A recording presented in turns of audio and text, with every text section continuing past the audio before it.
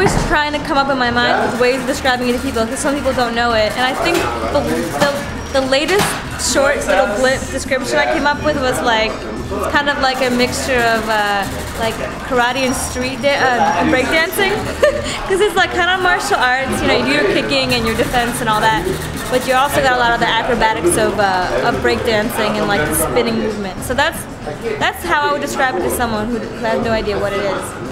Technically, Capoeira is a mixture of Taekwondo, breakdancing, and gymnastics. A lot of people sort of mistake Capoeira for a dance. There are dance elements involved, but Capoeira is a martial art first and foremost. It looks like dancing because of the specific movements that we have, but it's not necessarily a dance. You don't see people who actually dance get kicked in the face. Capoeira is a martial art first. There are dance elements involved that are part of the art of Capoeira on the side, like makulele. That's the dance element. But when we do a movement, a swaying movement, it looks like a dance, but it's actually an evasive movement that we use to trick our opponents.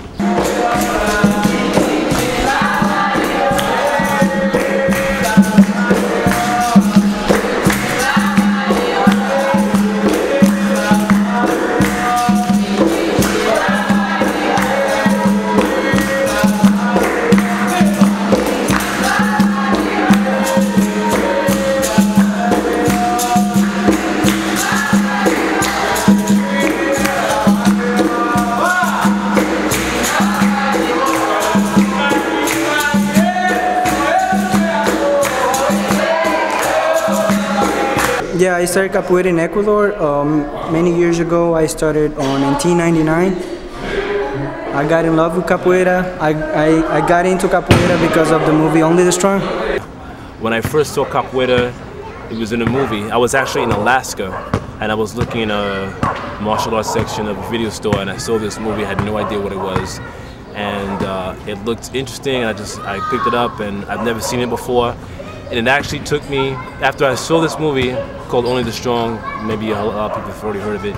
After I saw this movie, it took me actually 4 years to get into it because I was living in Alaska at the time. When I came back, I didn't really get into it until I started to see things related to Capoeira.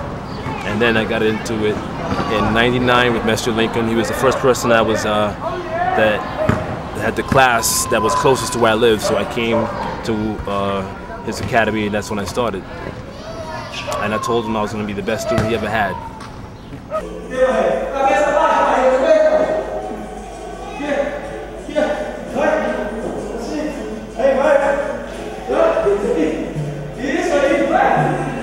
Somebody made maybe 800 registration. Every year I have a different student. I have 30 students, different students every year, 35, 40 students.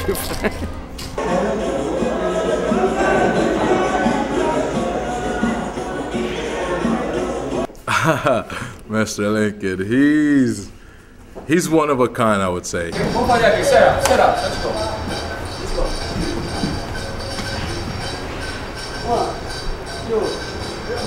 You know, he trains us sometimes like the way he was trained. It was like, okay, do this, like this, and go.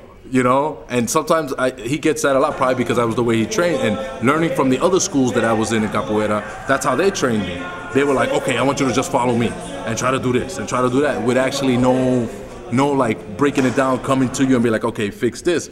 But after a while, Mr. Lincoln really, when he focuses and he sees that you're trying to improve, then he'll come up to you and be like, oh, I think you should learn how to do this and do this and do this. But I think he's great, man. I think everybody loves him. He's a great capoeirista, man. Great master.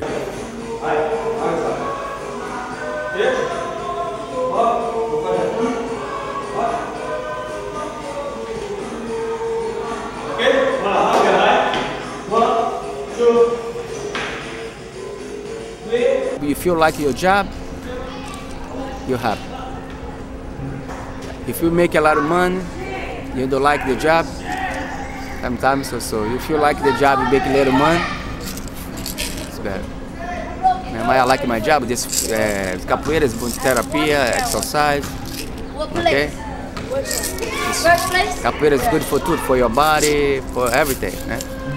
He's one of the youngest, Grand Master of Capoeira Angola Palmares, and I think the only Grand Master of Capoeira Palmares and the youngest, and he's just amazing. The stuff that he does at his age is just like, whoa, it's just mind-blowing. What you put in, is what you get back from him. So if you show him that you're really interested and that you're committed to play, and you come a little earlier, you stay a little late, and you ask him, Mr. Lincoln, like, can you give me advice? What am I doing wrong? Then he will definitely help you out. And I think in that sense, he's a great capoeirista. And if you see him, like, you might not expect it because he's not always moving and jumping around class, but he does some crazy moves, and he's been doing this for a while.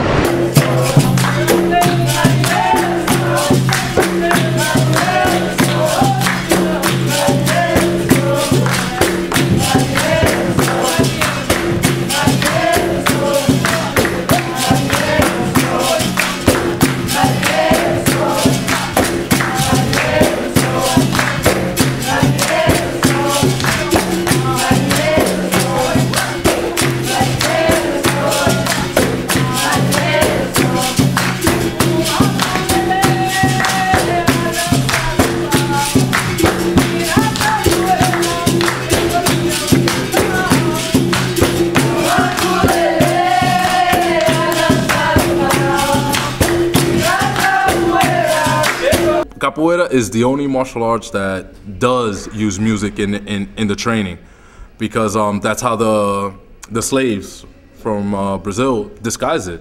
It's like one of the most important things, because every time you sing in Capoeira and you play instruments, you're singing about something. You're singing about a mestre who did something, or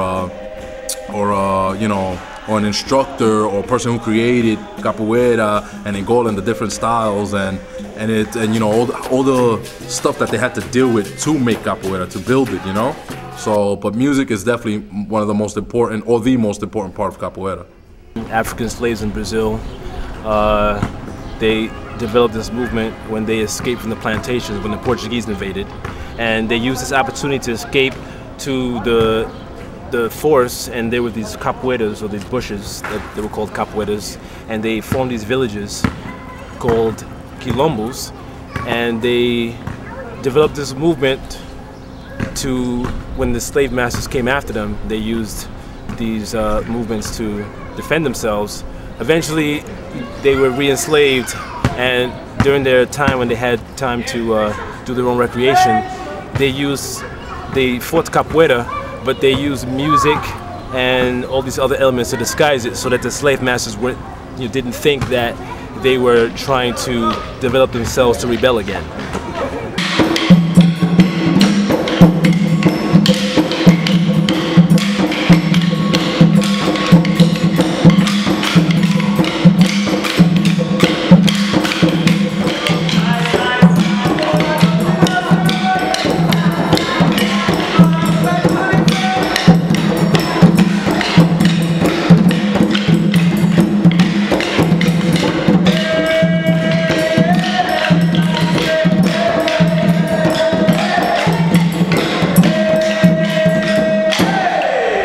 There's a song, Ladainha, called, I can't remember the actual name of it, but it sings about the berimbau, the main instrument of Capoeira.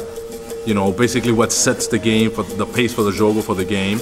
And, you have an atabaque, which you could also use a conga, which is it's like another, it's kind of like atabaque, but more like, I guess, a Latin version that everybody usually use. And then there's a pandero, tambourine. It's also, I would call it like a ritualistic kind of dance in martial art, where not just the movements themselves are important, but like how you enter the game, how you kind of almost have to pay homage to the berimbau and the mestre, and like there's this sort of hierarchy of people and instruments. You kind of have to know what the symbolism is behind every instrument, song, and dance, and so it's very ritualistic, and that's another important part of it.